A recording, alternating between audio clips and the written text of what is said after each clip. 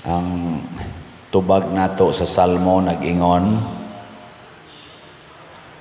ang makagagahom nga Dios ania uban kanato, ang Dios ni Jacob mao ang atong dalangpanan. Sa una sang pagbasa gihisgutan dinhi nga dunay tubig nga nagdagayday gikan sa tuong bahin sa templo or the east side sa silangan.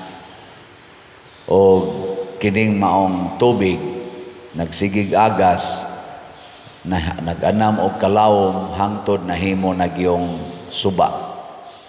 Nya matod pa diri sa unang pagbasa, ang tanang kahoy nga connected aning maong tubig magsigig pamunga, makaon ang ilang bunga, unya tambal ang ilang dahon. Pasabot mahimo silang mapuslanon. O kining maong tubig, mga igsoon, mao ni si Jesus. Unya ang atong baha kaning gitawag og linaw sa makaayo nga tubig, mao ni siya ang atong 7 sacraments.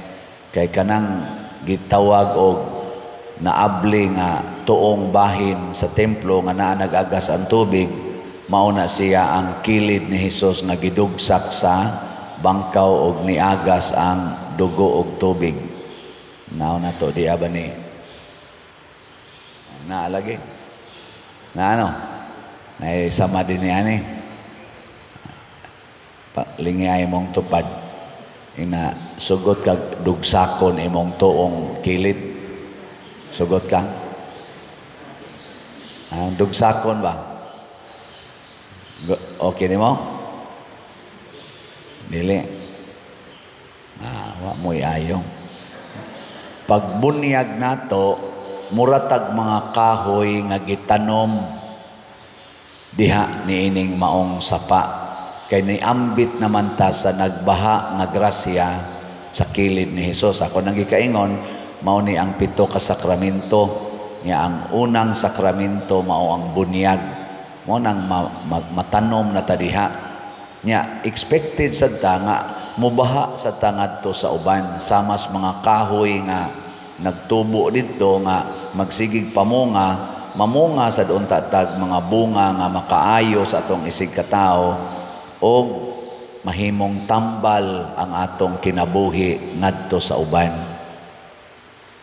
Sa ato rong mga politisyan sa Team Marcos, Team Duterte, mao man ni ang atong major nga mga team sa politika karon. Kinsa Manila ang dunay bunga nga naghatag og kaayuhan sa mga tao, ang Team Marcos o Team Duterte?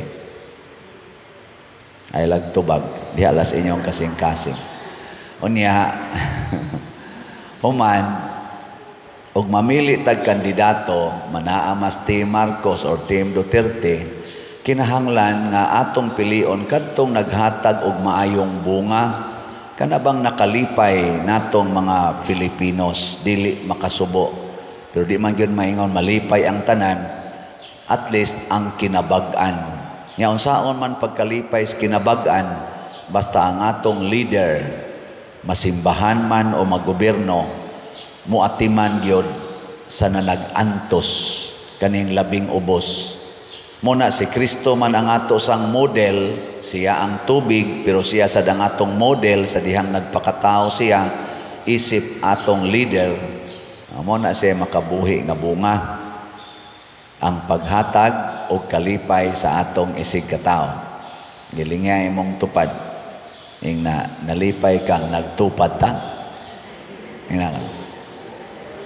Lipay, kanang wa mulingi, murag wa ginay bunga. Muna si Kristo, model man siya nato, unsa may ang gibuhat. Wa siya kaila sa tao. Ang tao sa duwa kaila niya. Pero kining tawhana nagantos sa sakit, paralyzed siya, 38 years na. Why nagpakabana niya kay daghan sa kay ditong masakiton.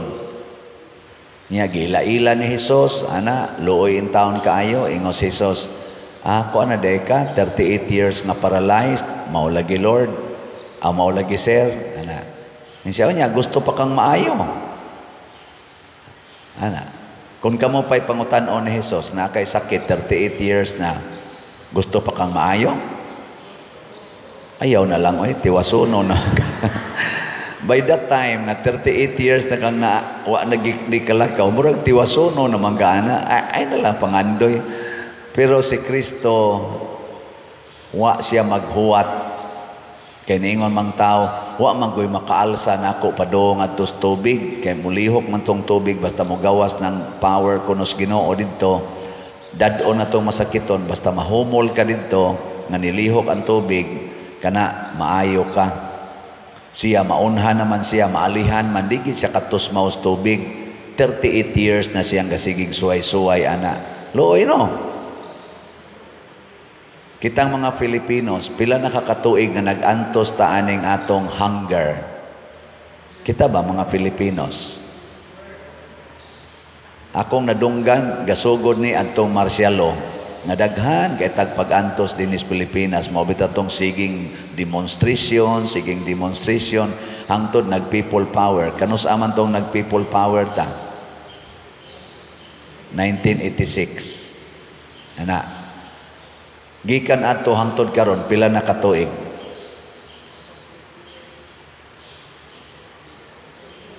Kamulay kwenta dia. Sobra na 38 years, oy. So ang Pilipinas karon gaantos og maayos, kagutom, sa kalisdanan, unemployment, ana. Mo na mangita tag mga leader sama ni Jesus nga mutan-aw sa kalisod. Ang problema ros Pilipinas, dili si President Duterte nga kinahanglan gyung ipriso sa ICC, dili si Vice President Sara nga kinahanglan gyud nga ma-impeach, dili sad si President Marcos, dili sad ang mga senador or mga congressman. Ang problema nga atong atubangon isip mga Pilipinos, kinig yung kagutom, kining sala sa graft and corruption. Karon kanina sa mga terorista, mga NPA, gipamatay ang mga tao na sad, i-video pa, naaroy bagong video nga ilang gipangpatay ang mga sundao, mga kafgo ba to, ilang gipangpatay, gibidyohan, unya, gi-upload, naagyon na ang ilang mga naong, ambot, ipatawag ba ka na sa quadcom ba na? Kaya hilig maganila mo patawag, fake news ba na o tinuod ba to? Wa takibaw, ipatawag unta na para maklaro kay sunan ka. Singgit-singgit pa mabuhi ang sa to ilang gisinggit. Nanay na kaning bisyo, kaning drugas karon nga porti na sad, nanay na nagvideo samtang nagsuyop sila ila nang himuong content sa ilang TikTok, sa ilang reels. Prostitution, mga sala kini nga social sins nga mo'y problema gid nato kanig yung ingon ana, labi na ng graft and corruption, nangawagtang atong kwarta perting dagku ang kwartang nangawa ganita kibaw hain gigamit gyud to. Nya pun-an dayon aning atong mga nangadaot nga environment. Mo nang kusog na kay ta mo baha karon, flash floods, niya pay linog, niya pay bulkan nga nibuto.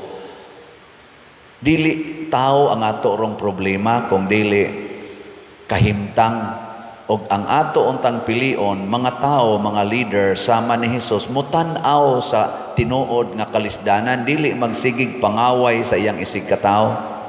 Dinhi sa atong ebanghelyo si Jesus giayo niya ang masakiton. Tan-awa ra gud ang ilang mga leaders, ang leaders sa mga Hudiyo nasuko nganong giayo sa adlawng ipapahulay. Pagka mga buangon. Si Jesus nga mo'y nagtabang sa tao nga masakiton, ila na sa noong gustong patyon, kay nganog yung nisupak sa balaod sa adlaw ng ipapahulay. Usahay, masubraan ta ka legalistic, dili na hinuon ta ka kita sa tinuod nga problema. O para nako mao ni nahitabo karon sa atong mga gobyerno, sige silang ginukuray ana, siging hearing diha, gagasto ra bata ana nya kana ra bang ilang gigastos hearing, ang ato ra sa nang buhis Nya wa gyud ma-address ang atong tinuod nga mga problema. Dili tao ang atong problema karon, pero kay wa man gi-address ang tinuod nga problema, dunay mga tao nga mipasamot sa atong problema. Mga leaders ra ba ni sila? Nya nang-apply ra ba ning uban ani og pa-re-election? Unsa man i-re-elect nato sila o dili? Kita nalay mag-igo. Muna mamalandong ta atong ampuan nga makakita tag mga leaders nga motabang gyud sa atong kalisod. Dinhi sa atong parokya unsa may tabangonon dinhi karon? Kusga. Kana nahibaw mo dai mo nga slots ang atong problema. Unsa may buhaton ninyong naay mga naamoy tuburan sa tubig, inyo naamoy kwarta diha 100 pesos. 100 pesos raman ni nasay 500. Unsa may inyong buhaton sa atong slot? Paliton. Ana. Ikaw niya pa der kay maglisod na sad mi dire. Di lagi mo maglisod kay sama sa kahoy nga natanom sa kilid sa suba, dili mohonong ang pagpamunga. Na magay pobre kayo nato dinhi nga slatter, di lang kumusultis ngan, nagtrabaho ni siya isip katabang, maid ba? Maid. Iya ginanggi paningkamutan kada sweldo, nya kada semana man siya mo sweldo, kada sweldo mopalit gid siya 12 minus usa ka slot. Unsa man? Sokol mo ani? Dugay-dugay na gid siya. Og nahimo gid na siyang consistent. Muna salamat kay sa ato mga slotters. Mao ni ang ato karong update sa atong slots. Ang atong SBF DAG kaning atong paras kumbinto niabot ng atong halin og 54,048 ka slots. Naapay 5,952 ka slots nga available nga tag 500 pesos per slot. Nya do na sad ni 16 slot challenge nga tag 8,504 na ang atong nadawat. Ang para sa atong Holy Week celebrations o sa fiesta kaning atong God's Healing and Deliverance Powers GHDP niabot na sang atong halin og 14,406 ka slots, napay 55,594 ka slots nga available tag 100 pesos per slot. Nya nasa ni 12 slot challenge nga tag 1,200, 503 na sa datong nadawat. Daghan pa kay ni siya no, 55,594. Nya ang atong gitarget ani nga mahurot unta ni karong May 3. Napay usa ka buwan og 2 ka adlaw. Kaya kaning hotdon. Mahurot kaning palit.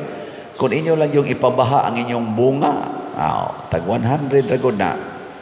Nya ang atong itabang ni Father Arnel Ponce sa iyadtong simbahan kaning haligi para ni Mama Mary HPMM nahalina na sa tag 8,958 na apay 3,042 ka slots nga available.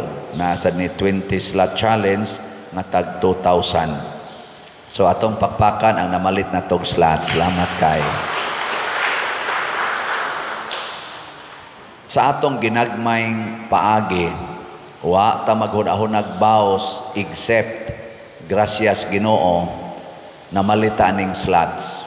Nakahimo tag daghang mga nindot nga activities, nakapakaon tag daghang mga pobre, gani natukuran na tog balay ang ubay-ubay gyud nga mga pobre nga way hapit balay tungod ni sa atong pag-ambit sa healing water of Jesus.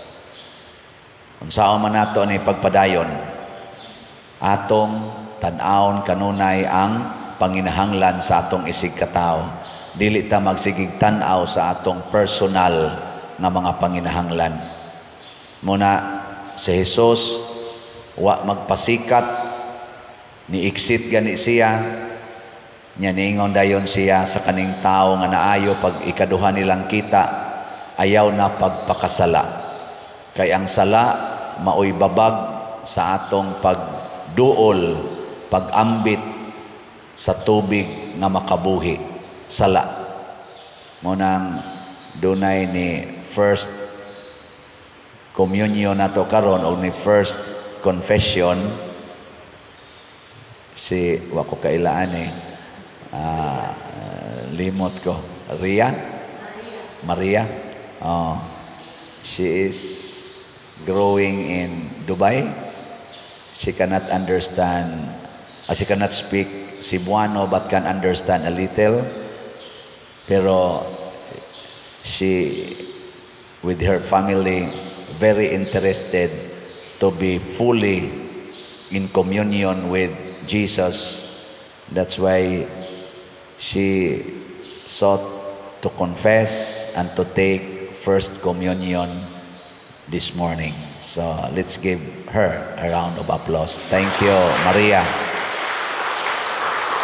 And from then on, we hope na she will also impart to other people the graces, the way we also impart our graces to others as we continue communing Jesus in this Eucharistic celebration. Kaning atong pag-ambit ni Kristo dinhi, sama unta ta sa mga kahoy nga gitanom diha sa tubig sa Ginoo, mamunga ta ngadtos uban. Usa ni ana pagpamalit og slots. Ikaduha, ang pagpili og mga nasudnong leaders karong panahon sa eleksyon. Sa Dios non gyud nga pagpili. Di ta magpadaog ang mga kwartang ipanghatag, dili ta magpadala ang mga influensya nila sa atong kinabuhi. Tan-aw nato unsay ilang gihimo para sa atong nasod. Unsa sila ka committed nga mo sumpo niini karong nag-anam na gyud ka kuyanap nga mga sala sa atong nasod, labi na gining terrorism, killings, kaning mga bisyo, graft and corruption, drugas, o mga kaning pagkabakako na sa atong katilingban o pagka-immoral sa kadaghanan nga ila nang ipagarbo ang ilang mga bisyo na kaniadto ikauwaw nato. Kaniadto dakong krimen ang maong butang, pero karon ila nang i-reels sa dihaan ng social media. Duna unta tay mga leaders nga mosumpo ani, apan kana mga leaders nga muralagwa o dili gani ganahan mo hisgot ani, di gani mo condemn ani, ato gyud ang papahuwayon lang usa kay they are not needed at this time. Mangita tag leaders nga Christ-like.